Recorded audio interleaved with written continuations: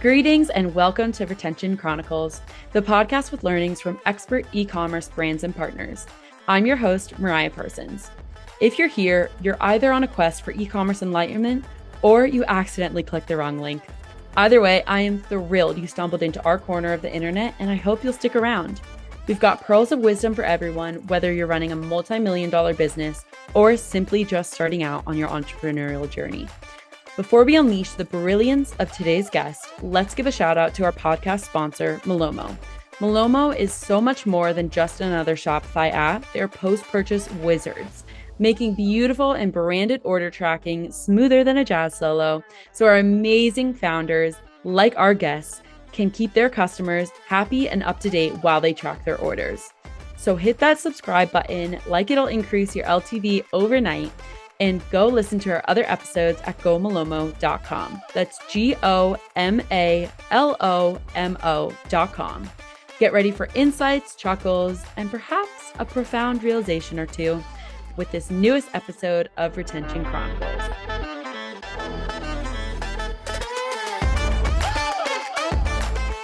Hello, everyone, and welcome back to Retention Chronicles. Excited for our interview today. Joel, thank you so much for joining. I am so blessed to have you here today. I always say this on our episodes, but these are the highlights of my week when I get to chat with someone for, anywhere from an hour to more realistically 35 to 45 minutes.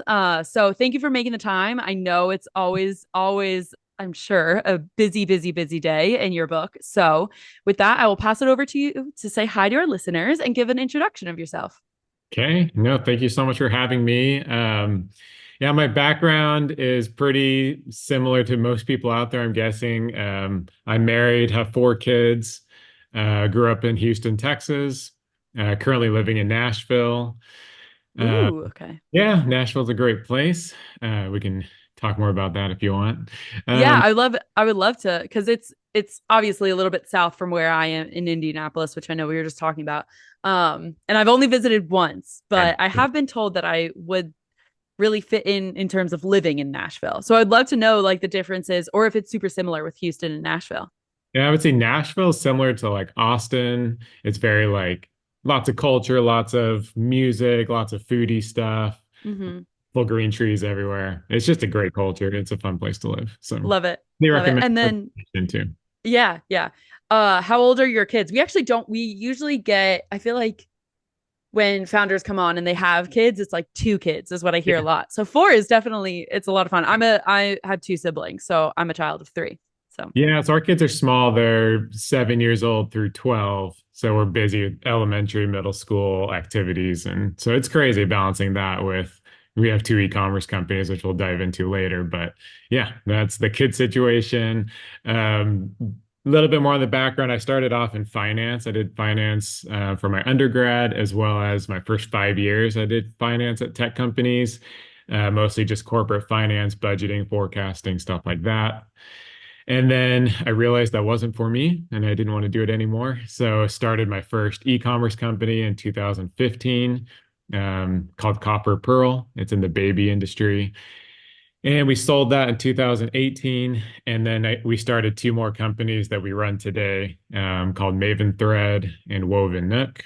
And we can dive a little more into those if you want. But yeah, so I've been doing e-commerce now for the last 8-9 years in several different companies. We've had some failed startups and acquisition opportunities and a few successes.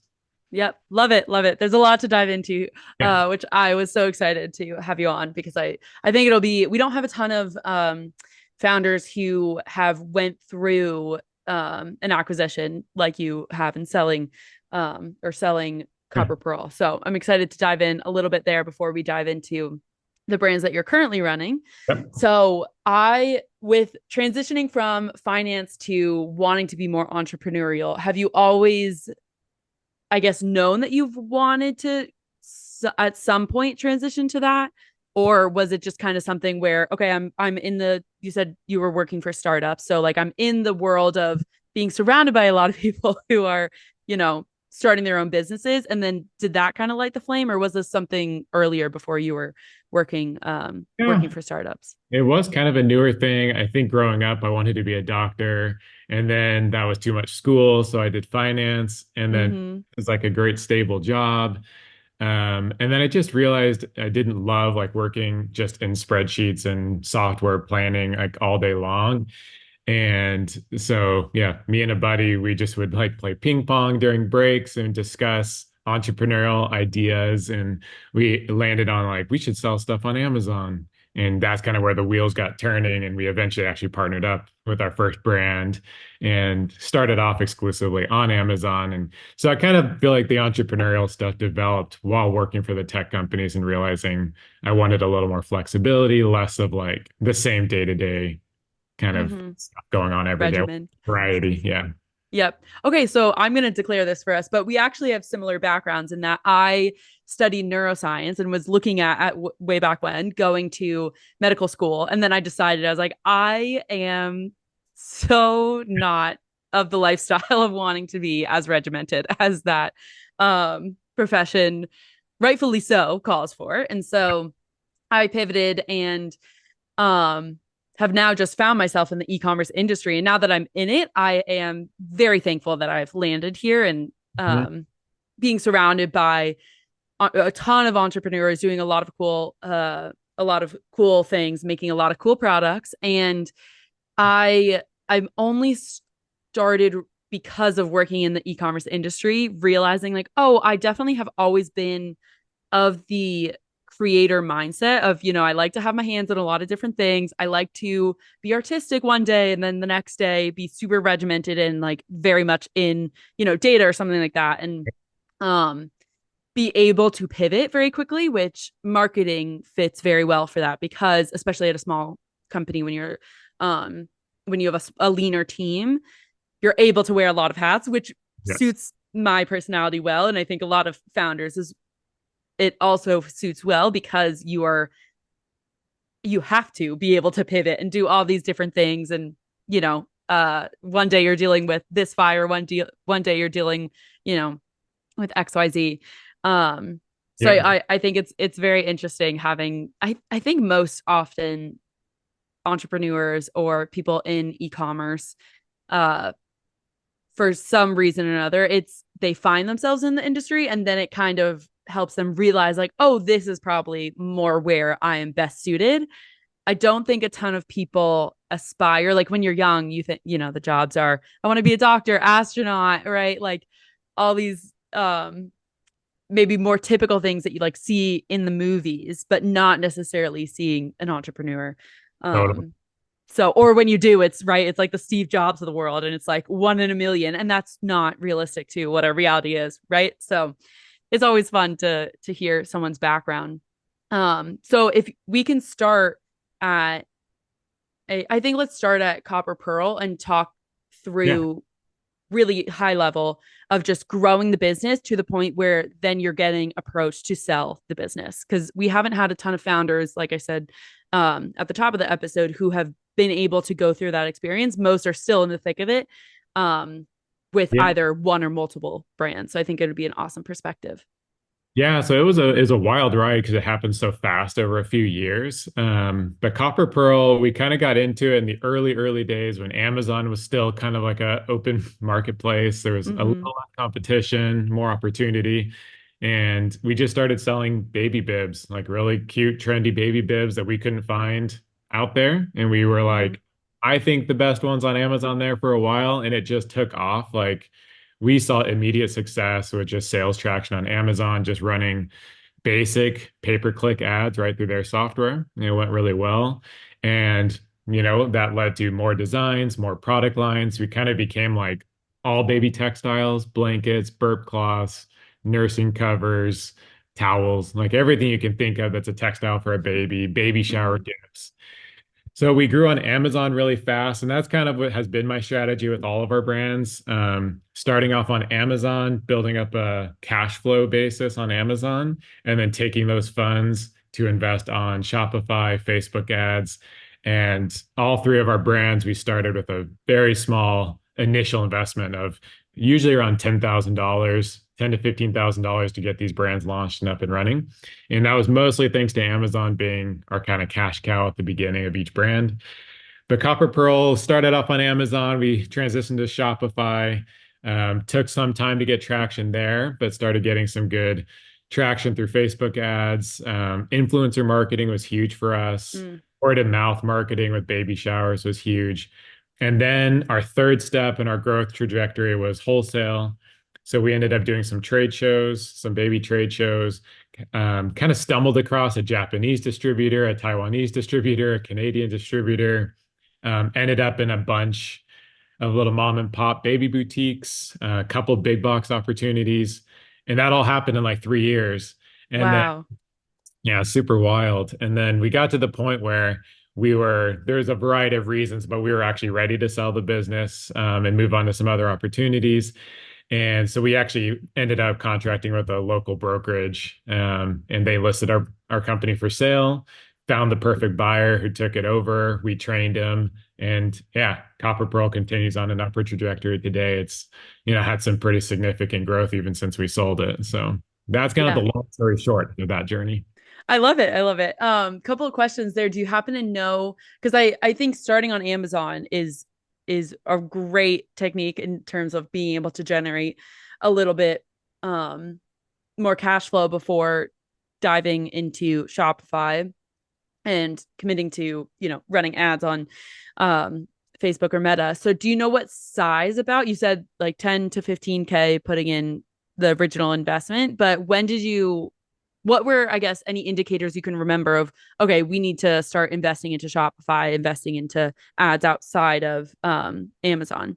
Yeah, I think it was once we had enough incoming cash flow to easily cover inventory growth because we were growing fast and all of our working capital came from profit from Amazon. So I think once we started having enough money to pay for inventory growth and all of our advertising overhead, and we still had, money left in the bank at the end of the month, we were like, okay, like this seems more feasible.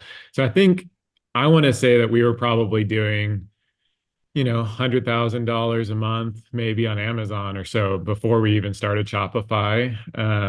And that, I think it probably differed based on each business, but we had some pretty significant sales traction before even attempting Shopify. And that was just something that made us feel safer. Just we weren't super familiar with Shopify. We were very familiar with Amazon. So we took our time and that did allow us though to go into Facebook and put in like real budgets up front day one and test it and see how it's working and hire an agency to do it the right way. And because it's kind of like when you're trying to be scrappy on Facebook and you don't really know what you're doing, it's hard and It's a lot. Yeah. you can use a lot of money really fast. So Hmm. Yeah. And knowing, the best practices of it all and like when to kind of pull back or versus full steam ahead, right? I feel like that's a lot of the battle with ads, and it yeah, also changes and they can be so finicky, right? And so if you have experience coupled with um a lower budget, it's yeah. typically harder, I think. Great. I was going to say one other benefit of starting on Amazon, just for anybody who likes that idea, it is a low barrier to entry, relatively speaking. Like if you have a great product and you get it into Amazon, they take care of fulfillment, customer support. Your advertising is so simple compared to Facebook. You just go in and just basic keywords is all you bid on. So it's like anybody can do it. I ran it myself. I still do it today. So for the last 8, 9 years, I've done it myself. We've tried some agencies and they haven't worked out. So it's Mm. simple enough that anybody can do it. And it's an easy way to get into e-commerce just to test a concept out. Yeah, I'm sure that's motivating to a lot of people if they have say an idea but Yeah. not necessarily thought about the execution of it. Amazon is a great place to start. And I like that perspective because we typically hear about brands starting on Shopify or starting on another e-commerce platform like Magento and then transferring over. And I think it has to do right of just what you have to know. So, or what you know when you're starting out of like, oh, I'm really familiar with the Shopify space, or I've worked in the Shopify space for XYZ years. Like I know more about the capabilities there. And you had said that you were more familiar with Amazon rather than Shopify when you were starting out. I'm curious, what was that because of? Is it just because, as a consumer, you're No, familiar with interfacing with Amazon or other experience? It was actually when we very, very first had the idea over ping pong to get into Amazon. We actually tried retail arbitrage. So we went to Mm. like discount stores and we were buying stuff on sale, like vacuums and I don't even remember, all sorts of random stuff. Yeah, everything under the sun, I'm sure. We just ship it to Amazon and sell it for a profit. And it worked, but it was like 30 hours of work to make like 800 bucks. And we were like, okay, this isn't going to be It's not scalable making for sense. us. But we learned how Amazon works. We learned how labeling and shipping into Amazon works. And we learned how simple it was to use. And then we were like, okay, we need to come up with our own product, our own brand. We know how the system works. So that's kind Mm. of how we started off on Amazon. We knew nothing about Shopify at the time. And like we said, we had a very small initial investment. So we just figured Amazon would go a longer way for us up front. Yeah. Okay. Makes sense. And then was it also something that this you were doing on the side, or was this full you were fully dedicated to this? I was on the side for the first maybe year. So I was doing corporate finance at a company, and then we were doing this after hours, usually a couple hours a night, just kind of getting product up and running, running ads, designing new products, stuff like that. And then we both actually ended up quitting our job on the same day. Oh, Almost that's almost a love year that. later, I want to say maybe 9 to 12 months later. We had enough sales traction where we felt confident that like this was going somewhere. And then, yeah, best day of my life. Okay. Yeah, there you go. I love that. Okay, and then another question around Amazon ads because we were talking about the differences with Shopify or sorry, with Meta and Amazon is because you're kind of bidding for keywords, is it more of a set it and forget it? Like you're not monitoring it as closely as maybe you would with, if you're A/B testing different things in Meta? I would say it's more set it and forget it. I definitely check in still like weekly. You tweak bids by keyword. You can like negative keyword out certain words that aren't working for you. So there is some stuff you can do day to day for sure. And there's agencies and softwares that make tons of money trying to say like they'll make it way better. We've tried a couple and honestly, I haven't seen the value as much. I'm sure they would say there's no way that they couldn't add value, but it's simple. Yeah. You just pick the keywords that are most relevant for your product. You pick how much you're willing to bid. You set a budget and you just kind of see the data and go from there. Yeah. And make, yeah, smart Yeah. bets. I feel like it's a lot of. Yeah, it's not rocket science at all, at least compared to meta ads for sure. Okay, wonderful. So before we get into the brands that you're currently operating, I would love to touch on the failed side of startups and if you have any insight of, why they weren't on a certain trajectory, any background because I think it's great to learn about successes and challenges at the same time of, what did you take away from having those types of startups? Yeah, so we've had a couple different kind of, I guess you could call them failures. Like I would say two were acquisitions of smaller brands that weren't on an upward trajectory. They were like struggling. And like me thinking I'm this amazing e-commerce entrepreneur, I'm like, I could take it over and like we can 10x this and sell it and make a big profit. And it sounded simple. My wife helps with a lot of design and product development. So like with her doing design and me doing like operational stuff, we were pretty confident. And my biggest piece of advice is I personally would never acquire an e-commerce company at this point that's not already on an upward trajectory unless you have some secret sauce, amazing magical ability to turn it around. It's hard to revive a struggling brand. Like once your audience on Instagram is cooling and you're not getting engagement, and once your email list is going cold, once your products aren't as exciting in the market, to reverse that trend on all fronts is very hard, like way harder than I thought it would be. So that would account for at least two of what I would call a failure, two little smaller acquisitions that just didn't go where we thought they'd go. One Mm-hmm. of them we just kind of got out of. One we actually ended up selling to another person that thought they could try their hand at it. Um, and learned a lot from them. And, we put out some cool products, just didn't go anywhere, but cool opportunity to learn from that. And then the other one that we started was actually a really cool. We found a furniture maker. We started a little furniture business, awesome modern furniture. And after getting into it, we were like, this is way hard to make custom furniture and ship it around the country. And Yeah. we realized we prefer smaller packaged goods that are more easily mass manufactured and simple to ship. And so I have lots of opinions on like what kinds of products I think are worth starting for a first time entrepreneur, and custom large furniture would not be my advice.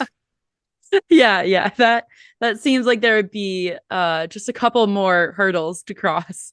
How many? Um I would love because you said, smaller package goods that you can shipping and fulfillment is a little bit, storage, warehouse space, all that stuff is a little bit different from custom furniture. What other, because, and you've stayed in the apparel realm or like, It's like what is the texture or not soft goods. textiles? That's the word I'm looking for. Yep.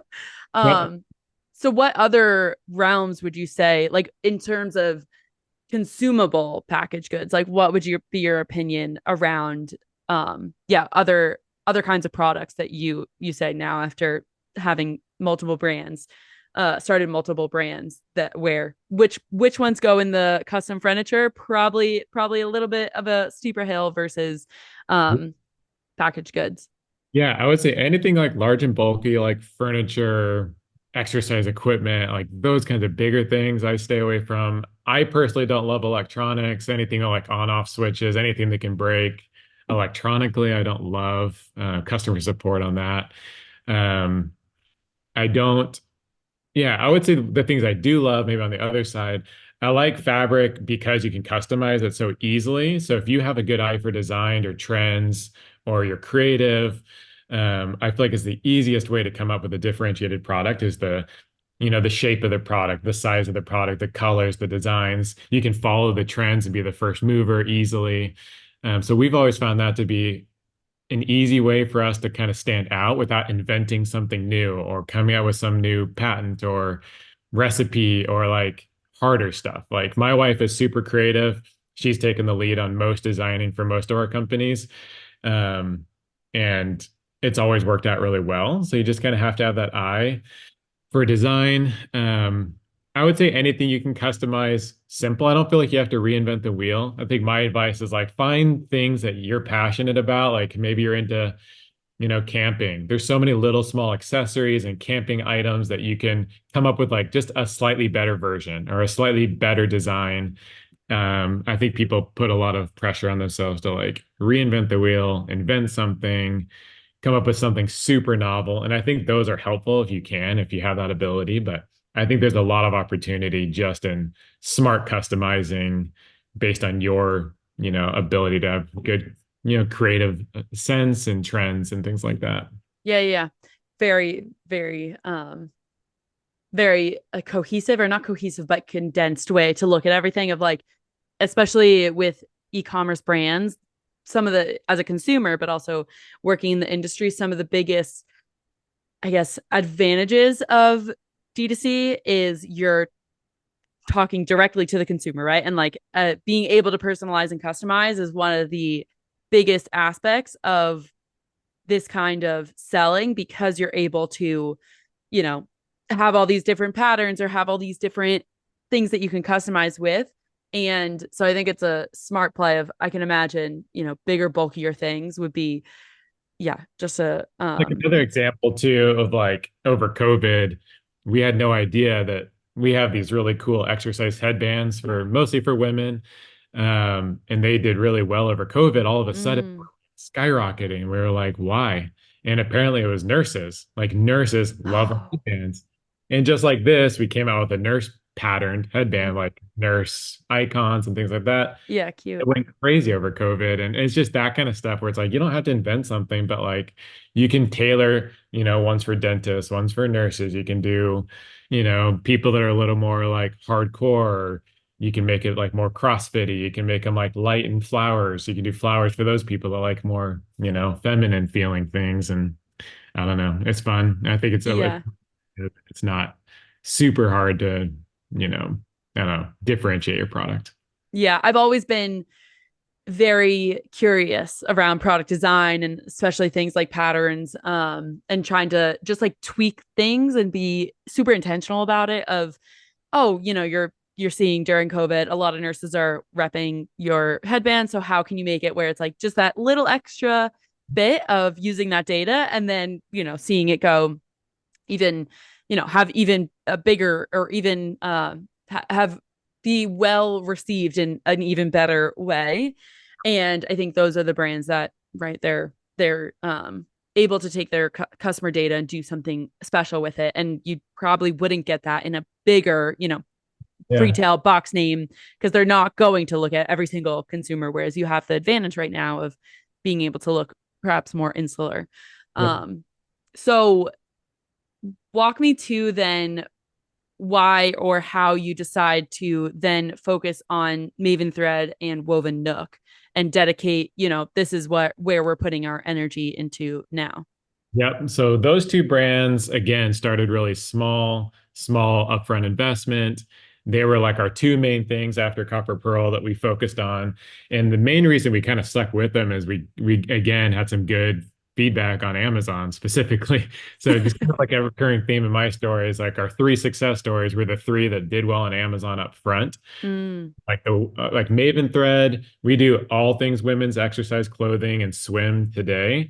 But at the time when kind of we started, it was just women's exercise headbands. That's all we sold. wow. We got to the point, where we were selling, a couple hundred headbands a day on Amazon. And we were like, who knew that there was even this many people that wanted exercise headbands? And then we took that data and we were like, what else would somebody who exercise want? So we did bras, pants, leggings, joggers, and more recently swim. And that's actually where we're starting to shift our focus and we can Mm, later forget to it. But swim is doing really well for us. I feel like the exercise craze went crazy over COVID and we saw a ton of success. We've yeah. seen Keeping completely everyone sane during that part. Yeah. Yeah. very much reverse now, and we've seen swim and travel and bags do a little bit better, I think, because people are more into like leisure and travel and not as into exercise anymore, it seems like. But so, anyways, that's kind of Maven Thread. And then Woven Nook, I would say we were the first cute, trendy pillow covers on Amazon. You could Mm-hmm. find 4 packs of pillow covers on Amazon for like $15. And they were just like the worst green leaves and purple flowers, like really, really bad designs. And now at the time, it was really trendy to have geometric and simple, modern, minimalistic designs. And so we were really the first ones on Amazon, and similarly got up to several hundred units a day just on Amazon, realized we had something going with pillow covers. And both brands eventually transitioned to Shopify and Facebook ads and tons of product expansion. And that's kind of where we are today is mostly, a well-balanced mix of Amazon, Shopify, a little bit of wholesale, but we haven't focused as much on wholesale, at least for these Mm-hmm. yet.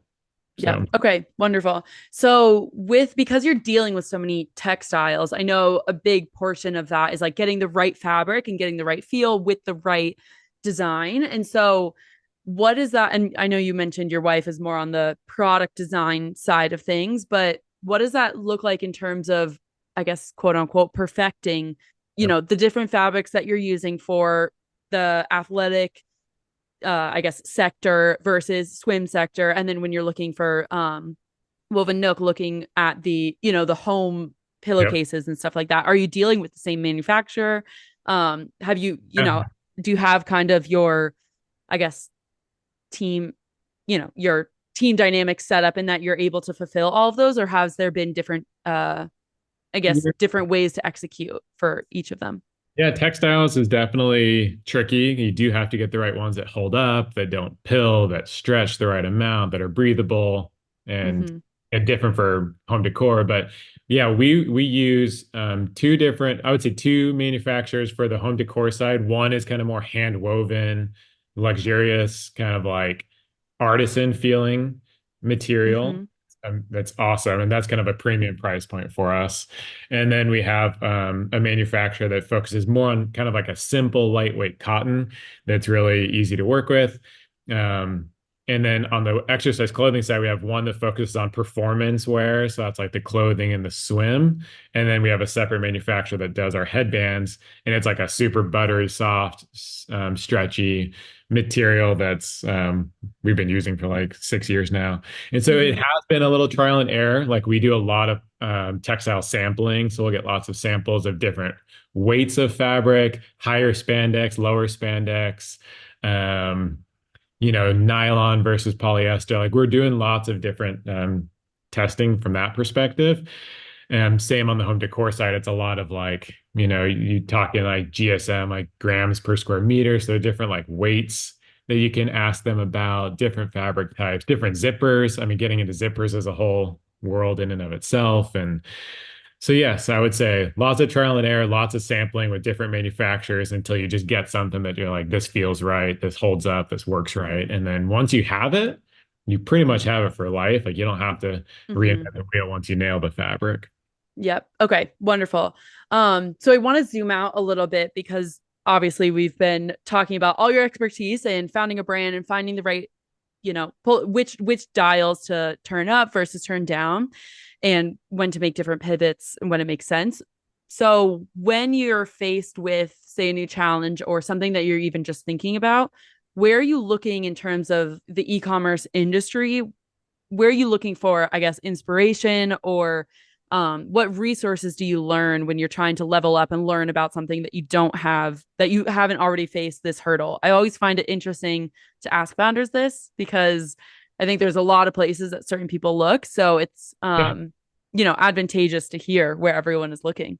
Yeah, I would say a couple places I look. One, for sure, LinkedIn. Like I've done a good job over the years of connecting with like whether they're agency owners or just smart e-commerce people or other founders. I try to follow a pretty good variety of that and just check in and see who's posting what. And there's always good little nuggets of wisdom in there. So I do a lot of LinkedIn, kind of browsing and researching there. I put a lot of weight in talking to other founders. So like I love just in my personal network, I'll shoot texts to people just every now and then be like, hey, are you struggling on Facebook ads recently? Hey, Mm, are your costs going up? Have you seen your shipping rates going up? Like, what are you doing to try to fix that? So lots of like just networking with people in my personal network just to see if they're facing similar things and what they're doing. And then the other thing I've done is, try to learn from people that really are experts in any given field. So, like right now, we've been trying to stay pretty lean and scrappy just because the market's been really hard recently yeah. and companies are going out of business just left and right. And so we've been trying to get pretty lean and scrappy. And so I've tried to learn Facebook ads myself as an example, and I've been actually doing that for the last, 6, 7, 8 months. And I learned from, really good agency partners and individual contractors. Just over the years, I've kind of tried to glean wisdom from them instead of just saying, "Hey, this is your domain, you do it." I recommend like really know the nuts and bolts, like know the details, like why are you doing things the way you're doing them, check in on your budgets, check in on your metrics, understand the metrics yourself. Because I think that allows you to educate yourself. And if you ever need to take something over yourself, you have that flexibility. Yeah, that's a few of the ways I've tried to glean wisdom over the Yeah, years. yeah, I love it. I think it's a very smart approach to notice where, okay, I might have this, um, I might have a less of a knowledge that I would need when operating this. So get ahead Yeah. of the game and start to learn about things Mhm. before it's a necessity per se, in terms of, giving the example of Meta and Facebook ads. And it sparked, you said, like one of the things that you're asking other founders about is shipping rates or shipment rates. And I'm curious to let's double tap on that a little bit because we have seen, and because of course that Malomo sits in the order tracking world, we work a lot with carriers, right? We hear a lot from founders about what they're experiencing. I remember, I think it was 2021, but like Shipmageddon of just like right shipments being held up and Yeah. awful, just nothing that you can control, right? It was just part of the times. But we hear a lot of feedback from founders. And so we actually recently partnered with Ship Sigma. And so they will, I don't know if you're familiar with them, but they do a lot of shipping savings for brands. And so it's something that we're dialed into right now because we've started to hear this feedback around rates. So I would love to hear, I guess, like the chatter that you're hearing if you're asking founders about, what they're experiencing with their carriers and shipment rates. Yeah, so from shipping, I see two sides. Like, there's one, the importing of goods, that's like its own conversation, and then shipping to end customers. And um, so, yeah, if we're focusing more on the end customer side of it, we've tested a bunch of different like you have like the lower end of the shipping spectrum, like UPS Mail Innovations, where it's like really slow but really cheap. We've tested out like intermediary companies like First Mile and other ones that will kind of do like part of the delivery, but not all the delivery, or part of the pickup and transfer it to the post office. We've tried UPS, just like expensive. And I think what we found is you really get what you pay for, typically Mm, speaking. Like if you want to try to save money, like you can save money by trying some lower tiered shipping options, but you will get a lot more angry customers. Like we just see a spike in customer satisfaction complaints, like as soon as we switch to something that we think will save us a little bit of money. Um, so I don't know. As far as rates goes, part of the reason we use a third-party logistics center is because they have the volume that a lot of companies that they're shipping for, and that has helped us on our rates. I know that I've talked to some founders that have their own warehouse, and some of the challenges with your own warehouse is it's harder to get good rates compared to maybe using a partner like you're hmm. talking about, or a third party warehouse. So definitely if you're running your own warehouse, you got to figure out how to get those cost savings in some way, because I think that UPS and USPS, they really they kind of They gouge you. get you. You know, if you don't know how to get good rates, like you get screwed pretty bad. So Yeah. kind of what I hear. And then, we've always been a big fan of 3PLs, so we're not running our own logistics and operations. And that has again allowed us to be very flexible. Like when sales are great, having your own warehouse sounds like an awesome idea. As soon Hmm. as sales go down and you're struggling to cover overhead costs, having a warehouse sounds like the worst thing you can imagine. So we've kind of kept the flexibility, which comes at a cost to some extent. Having a third party warehouse handling it's a little more expensive. Um, but yeah, I don't know if that answered the question, but that's kind of Yeah, similar. no, I think it's awesome. And I like that you called out as well of, you'll kind of get what you paid for. And so depending on, the if you only have whatever 10 customers a month, and then you can kind of make that gamble of like, okay, you can deal with 10 customers a month, right? Of like support Customer tickets and service, yeah, not too, Wismo tickets. Yeah. yeah, But if you get to the point where it's like, thousands on thousands on thousands of tickets, then it's probably not worth the stress that your CS team is going to have to endure. And the lost customer potentially of, if they have a bad shipping experience, I think yeah, it's 84% won't return. So it's like at that point, you don't it the extra cost up front of getting a better having a better delivery and shipment experience is probably worth it. So yeah, it definitely makes sense. And I like that you called out the I guess we'll call it the downstream effects of those choices of customer support tickets. You have to really ask yourself, is it worth it? Because that's something we also see a ton, having, um having brands be very overwhelmed by an influx of where's my order or Wismo tickets, and just being like, I cannot deal with this amount. Like, how can we resolve that? yeah, And it is, yeah, it is, I'm sure, a major relief, when using something like a better carrier or, um, order tracking can yeah. help people get along the way. Um, well, I will ask before we wrap up, is there anything in terms of what you're excited about for either of your brands? If you want to tease anything, I like to leave the room open. If you don't have anything to tease, then we can wrap us on up. And this has been great. Yeah, I mean, if you check out either brand, Woven Nook, like I said, we have the best covers. Our They are inserts, adorable. Of course, I was looking at them before. So, surprisingly, we came out with inserts for the covers to go over. They're soft and plush. They're amazing.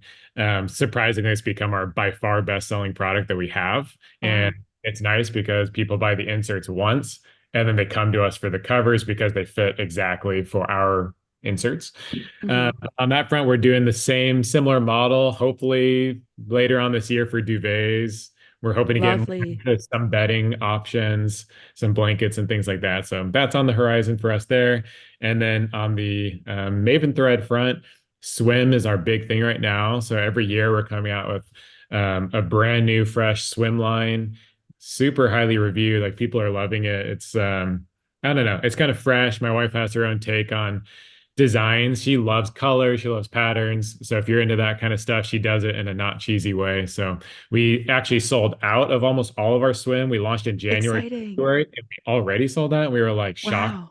I didn't realize that was And we're even. recording this in early April. Like that is a very quick We've been out of turnaround. stock for like 2 months. And so we're finally restocking this week, and probably April, May will be hopefully more stocked up. So check out for if you want some fun swim for you or your spouse. It's super fun. Okay. Lovely. Lovely. I love it. I will definitely have to check out those. And that congrats again on that. That is 2 months of selling out. That's huge. Great. I feel like people are very much in bold colors and patterns right now. Seems to be the trend. So absolutely love that. And before we wrap up, I have to ask you, it's just more of a fun question. Has anyone ever told you that you look like Dak Shepard? Do you know who that is at all?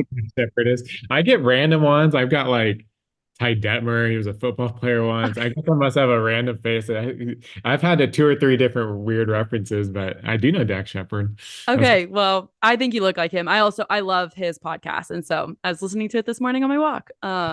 So I had to before signing off, had to share that, and I hope you take it as a compliment. But this has been so great to have you here. I have absolutely, really, really, really cherished getting to learn more about just Amazon and how you all are getting your start on Amazon, and then changing into the Shopify ecosystem, because I think it's a smart way to do it, and we don't get a lot of founders who are talking about that. So love to have as many, playable, as many tactical strategy outlets that our listeners can use. So very much appreciate you taking the time to be here. Absolutely. Super fun. I appreciate having me on. And yeah, reach out if you guys have any questions. I'm on LinkedIn. You can find me. So Love it.